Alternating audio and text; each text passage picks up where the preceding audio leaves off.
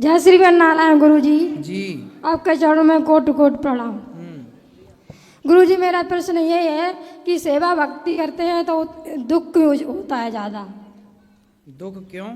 क्यों जितनी सेवा करते हैं उतनी दुख ज़्यादा होता है? नहीं, ऐसा तो नहीं है। सेवा करने वालों को दुख कहाँ मिलता है। ठीक है, थोड़ा जीवन के किसी पहलू में दुख आ भी जाए, पर सदा दुख ना रहता। सदा ना रहा है, सदा ना रहेगा।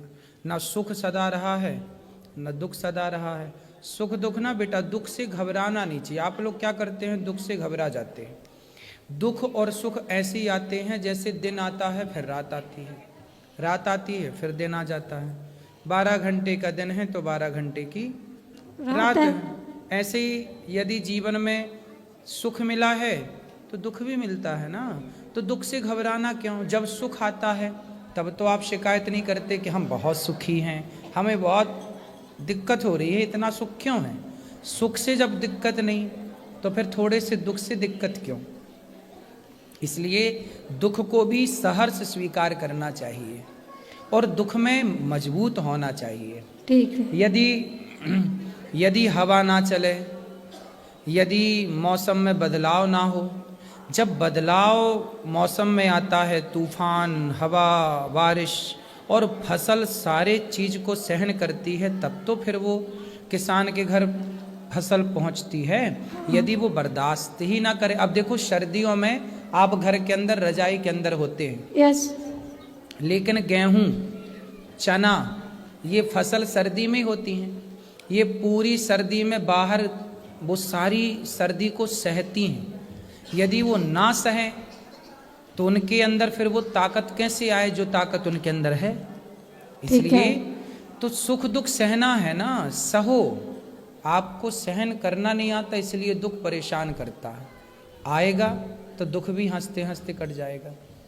ठीक गुरुजी, अब आप ऐसे आशीर्वाद दो कि सदा बिहारी जी के चरणों में सेवा भक्ति मेरा सदा प्रेम बढ़ता रहे। खुश रहो, खुश रहो।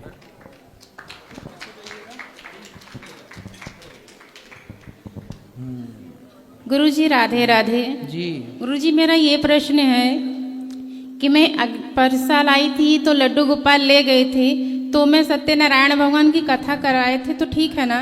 हाँ, सही है। और लोग गांव में कहते हैं कि लड्डू गोपाल को घर में नहीं रखना चाहिए मेरे यहाँ। फिर गांव के लोगों के हिसाब से घर में किसको रखना चाहिए? ऐसे बोलते हैं हमको। नहीं, उनसे पूछा नहीं आपने कि गांव में आप लोगों के हिसाब से किसको रखें? और नहीं, उनके हिसाब से किसको रखे पूछा नहीं आपने इस सवाल? नहीं, हम उन लोग के मुंह नहीं लगना चाहते। अरे राम राम, बस वो ही पूछेंगे, तुम भी तो कुछ पूछा करो। और अब सुनो, अब गांव वालों से पूछना जी कि तुम्हारे हिसाब से किसको रखें, जी, है ना? जी ठीक है। किसको रखें, उन लोग से पूछना तुमने किसको रखा, पड़ोसन को? और फिर आप हमने कहते तो हो गोपाल गुरुजी जी को कि रखा है। आप कहते हैं कि भक्ति करने हमें, हम 3 साल से भक्ति कर रहे हैं। लड्डू गोपाल का हम पूरा सब कुछ करते हैं, अपने पति परमेश्वर का भी सब कुछ करते हैं। और गांव में सब, मेरी जेठानी तो सब जने क्या कहते हैं कि बड़ी पुजारी बनी है, भक्ति बनी है, जब गलती करती थी सब भूल गई है, वो सब कुछ क्या क्या कहते हैं हमको। कौन बोलता है? जैसे जेठानी मेरी है और अगल बगल की। तो जेठानी आपको ऐसा बोलती है कि हाँ, बड़ी भक्तन बनी है? हाँ बोलती है, मेरे सामने बोलती है। तो बोले हम भक्तन बने हैं, तू सूप नखा बन जा। भाई हम तो कुछ बने ही हैं, तुम भी तो कुछ बनो।